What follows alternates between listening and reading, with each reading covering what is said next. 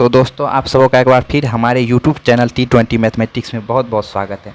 आज की इस वीडियो में मैं पहले के भांति ही जो आपके आगामी परीक्षा हो, चाहे वो SSC GD, MTS, CGL, CHSL या रेलवे ग्रुप डी, किसी भी आपका जनरल कंपटीशन का एग्ज़ाम हो, उसमें जो मैथ्स के क्वेश्चन पूछे जाते हैं उससे संबंधित जो सजेस्टेड क्वेश्चन है, मैं उनका प्रत्येक दिन आपको सजेस्टेड क्वेश्चन का रिविज़न करवाता हूँ।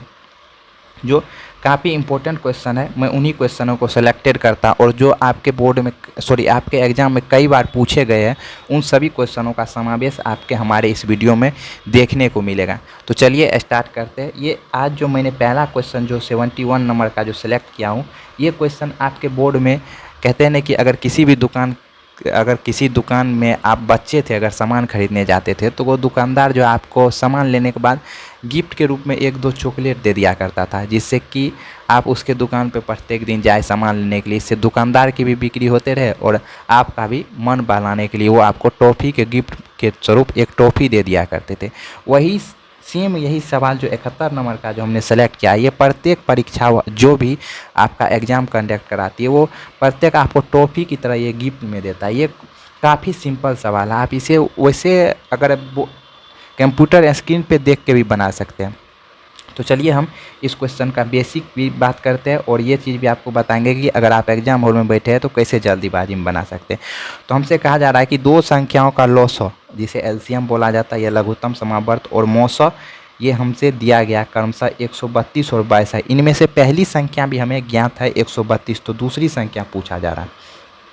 तो सबसे पहले इस क्वेश्चन के लिए आपको एक चीज़ सूत्र ध्यान में रखना होगा कि पहली संख्या और दूसरी संख्या का गुणनफल जो होता है वो एलसीएम और एचसीएफ के गुणनफल के बराबर होता है। जबकि यहाँ हमारे पास पहली संख्या का वैल्यू दिया गया है 132 और दूसरी संख्या हमें ज्ञात नहीं है, हमें यही तो प्राप्त करना है दूसरी संख्या क्या है। और एलसीएम भी हमें मालूम है 132 और एचसीएफ भी हमें दिया गया है 22। तो अब चलिए अगर दूसरी संख्या को इस साइड रखेंगे, चूँकि ये बराबर के इस साइड गुना के रूप में, अगर इस साइड भेजेंगे तो ये भाग के रूप में उस साइड चले जाएगा। तो 132 भाग के रूप में जाने के बाद 132 से 132 कट गया, तो हमारा दूसरी संख्या जो आ गया वो 22, जो कि आपका बी नंबर आंसर आया। तो इस प्रकार से आप पता कर लिए। अगर आप एग्ज़ाम में बैठे हुए तो क्या करना मैं आपको बताता हूँ कि एलसीएम और एचसीएफ तो दिया हुआ है, तो एलसीएम और एचसीएफ का गुणनफल जो होगा उसी में ना हमको पहली संख्या या दूसरी संख्या से भाग देना था। डायरेक्ट यहाँ से सोच लेंगे कि 132 से अगर इसके गुणनफल में भाग दे दिए तो क्या आंसर आने वाला, जल्दी से आप टिक लगा लीजिएगा। तो यहाँ आपका आंसर बी नंबर आएगा। चलिए नेक्स्ट क्वेश्चन की ओर बढ़ते हैं। अगला 72 नंबर का क्वेश्चन जो है उस पर ज़रा गौर कीजिए। यहाँ हमसे कहा जा रहा है कि निम्न में से सबसे छोटी भिन्न कौन सी है। ये दिया गया है सारा भिन्न, इसमें से हमें पता करना है कि सबसे छोटी भिन्न कौन सी है। अगर इस टाइप का क्वेश्चन आपके एग्जाम में पूछा जाता है तो एक चीज़ वहाँ सावधानी बरतिएगा। अगर ये सारा भिन्न अगर कटने वाला है तो सबसे पहले उसे काट के छोटा कर लीजिएगा। होता क्या है ना कि अगर छोटी संख्या रहती है तो हम सोचने में मतलब कि उसे हम जल्दीबाजी में सोच पाते हैं।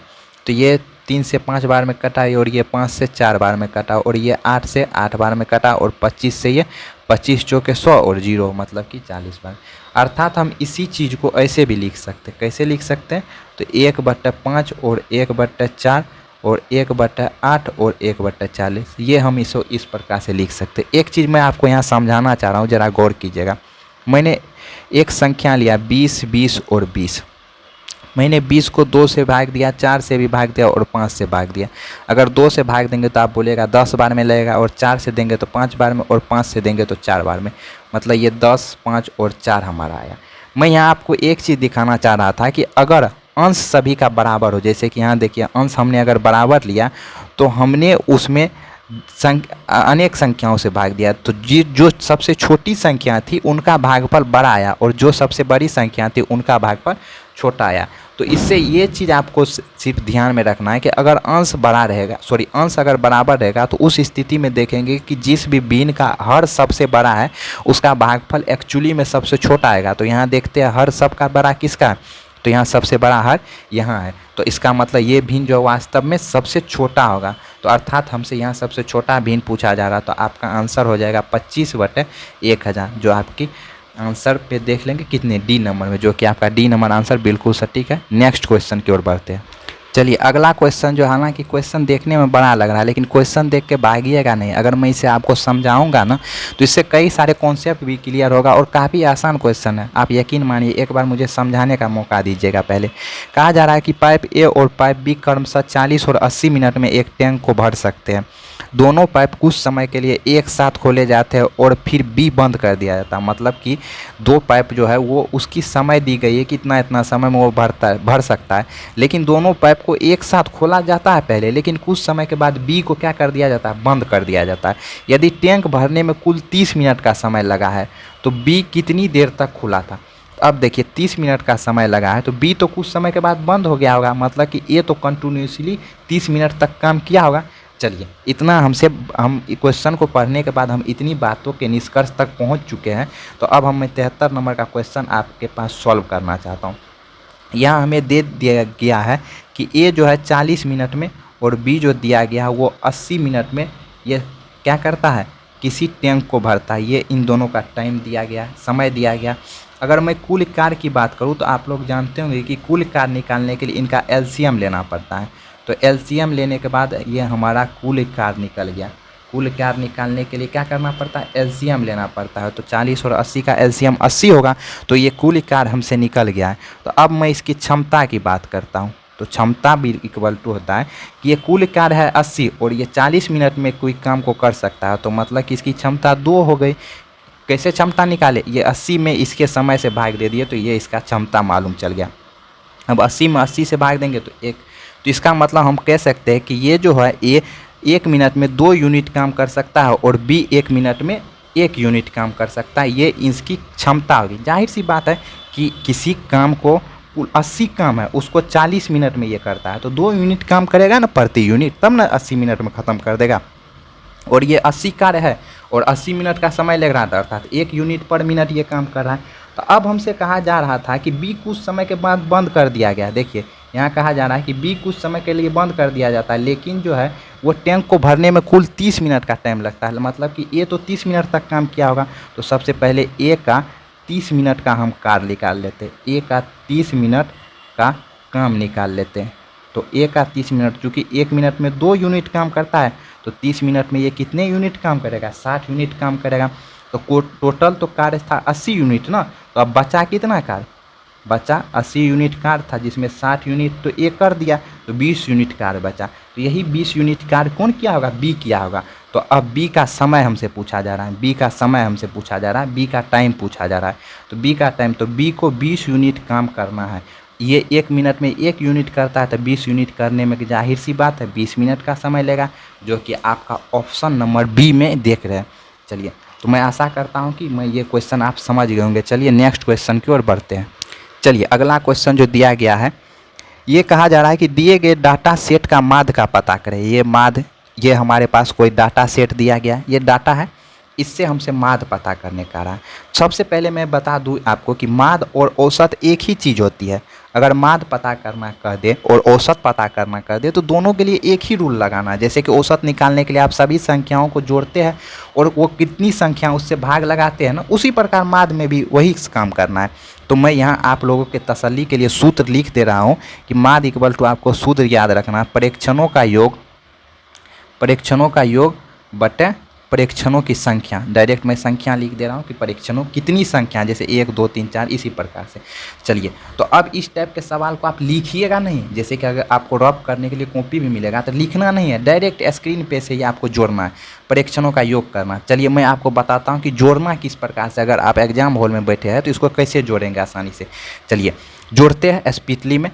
9 और 5 जोड़ेंगे तो 14 हो गया, और 14 में अगर 5 जोड़ेंगे तो 19 हो गया, और 19 दो कितना हो गया, 21 हो गया, और 21 में अगर 5 जोड़ेंगे तो 26 हो गया, और 26 4 30 हो गया, और 30 5 35, और 35 7 35 5 40, 2 42, 42 8 50, 5 55, और 2 57, 57 हो गया, और हमें शेष के रूप में 5 बचा है। चलिए 4 8 8 5 13 हो गया, 13 और 13 13 7 20 1 21 हो गया, और 21 4 25 हो गया, और 25 5 30 हो गया, 30 और 6 36 हो गया, एक 37 हो गया, 37 2 39 हो गया, एक 40 और एक 41 हो गया, 41 और 41 5 आपका 46 हो गया, और 46 4 50 और 2 52 और 5 पहले से था 57 हो गया। तो चलिए मैं आपको बताया कि कैसे स्पीडली में दौड़ना है। जोड़ते समय आपको सिर्फ ये चीज़ ध्यान रखना है, जैसे कि अब कहीं 3 आया तो 3 में उसके बाद 8 आया तो सबसे पहले 3 + 7 जोड़ लेंगे 10 हो गया, और 1 जो बचा फिर बाद में जोड़ लेंगे। इससे ये चीज़ होगा कि आपको जोड़ने में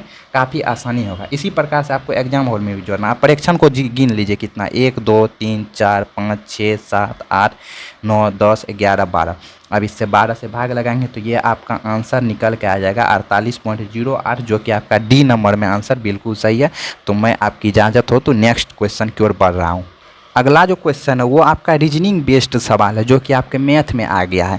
चलिए आपको परेशान नहीं हुआ है ना, मैं इसके लिए आपको सटीक एक तरीका बताता हूँ। यहाँ कहा जा रहा है कि एक आदमी ने कुछ संतरे 1 रुपया में 3 फल की दर से खरीदा।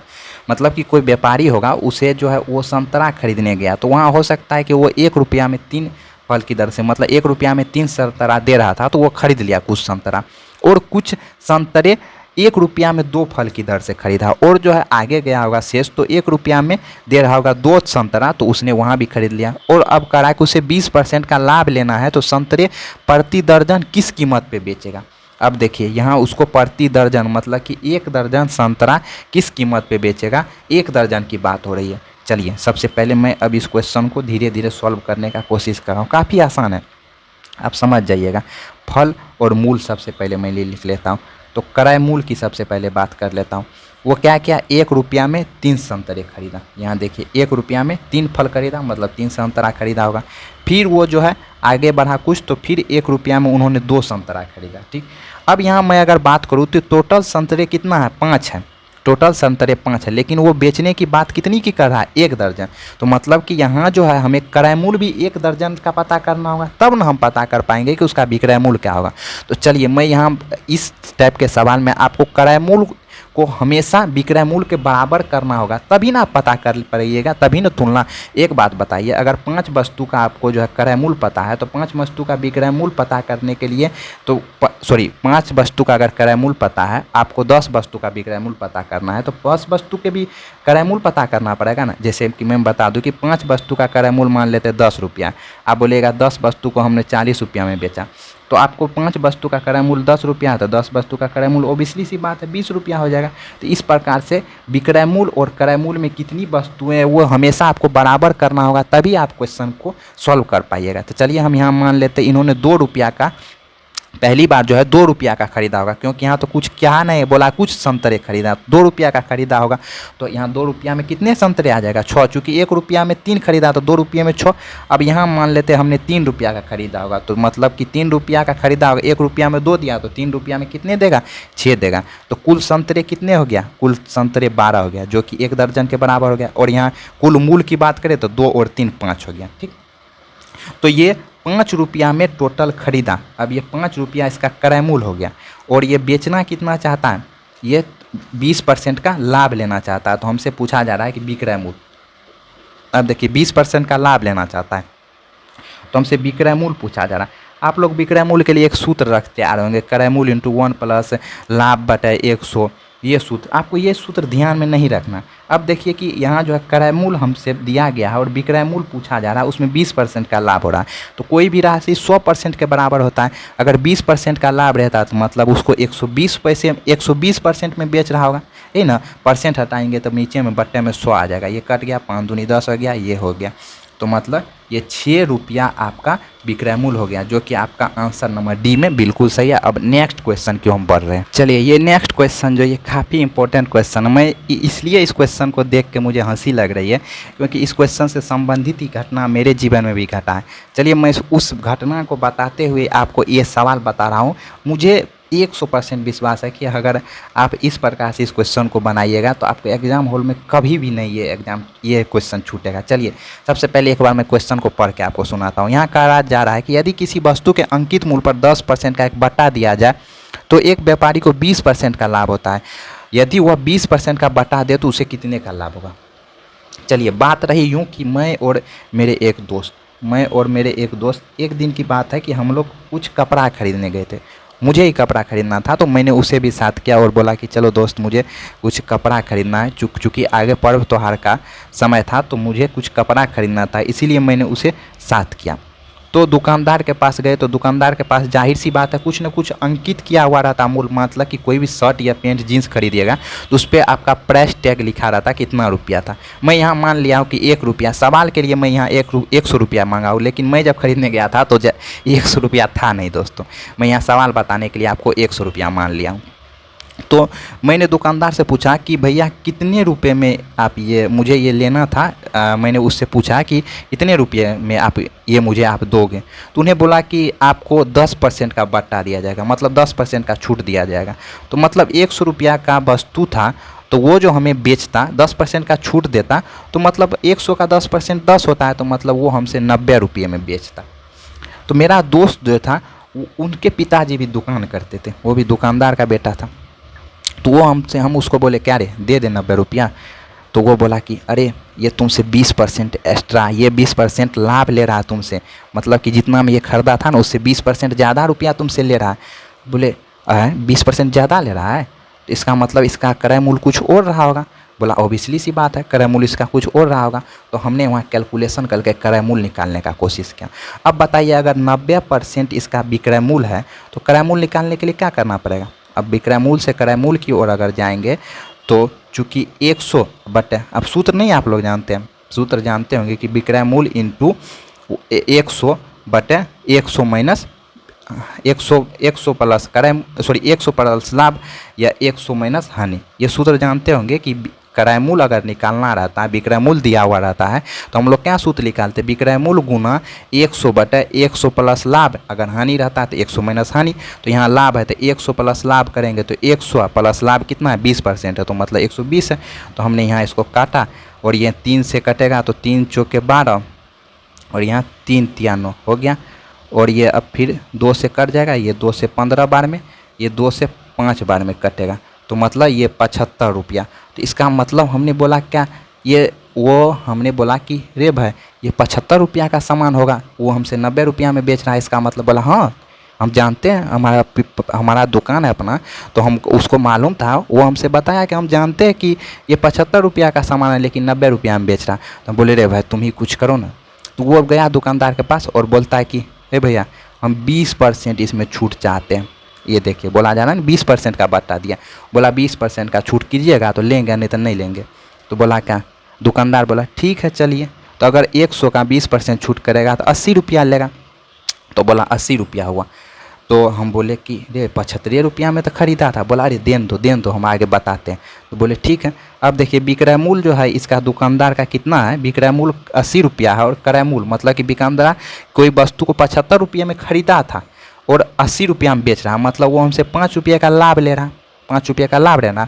और लाभ प्रतिशत निकालने के लिए तो आप लोग जानते हैं कि लाभ बटा क्रय मूल्य और गुना 100 ये परसेंट दे देंगे। तो ये 15 बार में कटा, 15 बटे 75 और ये कटेंगे तो 5 तिया 15 और 20 पंचे 100। तो ये हो गया हमारा 20 बटे 3%। इसी को फ्रैक्शन में लिखेंगे तो 6.2/3% ये हमारा है। तो इसका मतलब वो दुकानदार हमसे अब भी 6.2/3% का लाभ लिया।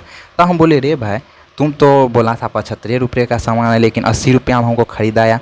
बोला कि रे भाई देखो वो दुकानदार 75 रुपया में लाया होगा तो उसको भी तो वहाँ का भाड़ा देना पड़ रहा होगा, दुकान का भाड़ा देना पड़ता है, लाइट का भाड़ा देना पड़ता है, बिजली का भाड़ा देना पड़ता है, तो कुछ ना कुछ तो लाभ लेगा तभी न उसका परिवार चलेगा भाई। बोले अरे भाई तुम लोग तो बड़ी परिवार का पड़ा है। बोले ठीक है चलो कोई बात नहीं, 6.5% ज़्यादा लिया लेकिन हमसे तो 20% ज़्यादा ले रहा था। बोला हाँ तो ठीक है। इसी प्रकार से आपका ये क्वेश्चन सॉल्व हुआ। तो ज़रा देख लीजिए ये ऑप्शन है सी नंबर में 6.2/3%। मैं आशा करता हूँ कि आप इस क्वेश्चन को अच्छी तरीके से समझ पाएंगे। मैं इससे आगे भी नेक्स्ट क्वेश्चन को बढ़ता, तो आज मैं यहीं तक इस क्वेश्चन इतने ही क्वेश्चन का आज डिस्कशन कराता हूँ। अब नेक्स्ट क्लास में मैं और ज़्यादा क्वेश्चन को सेलेक्ट करूँगा। चूँकि मेरी वीडियो बहुत लंबी हो चुकी, मैं इसीलिए यहाँ तक रोकता हूँ। तो आप लोगों के लिए मैं एक ऑफ़र बताया था कि अगर आप लोगों को कोई भी क्वेश्चन पूछना है तो मेरा इंस्टाग्राम का आईडी है मनीष यादव मनीष यादव 857982 ये मेरा इंस्टाग्राम का आईडी है। या नहीं तो मैं उसका लिंक आपके डिस्क्रिप्शन बॉक्स में डाल दिया हूँ, आप वहाँ जाके जो भी क्वेश्चन पूछना है उसका फ़ोटो क्लिक कीजिए और मुझे भेजिए, या नहीं तो लिख के होता है तो लिख के भेजिए, मैं उसे आपके इंस्टाग्राम पे ही पोस्ट करूँगा और आपको वहाँ से देख के लाइक कमेंट शेयर कर देना, सीख लेना। चलिए तो धन्यवाद, अब आपसे नेक्स्ट वीडियो में हम मिलेंगे।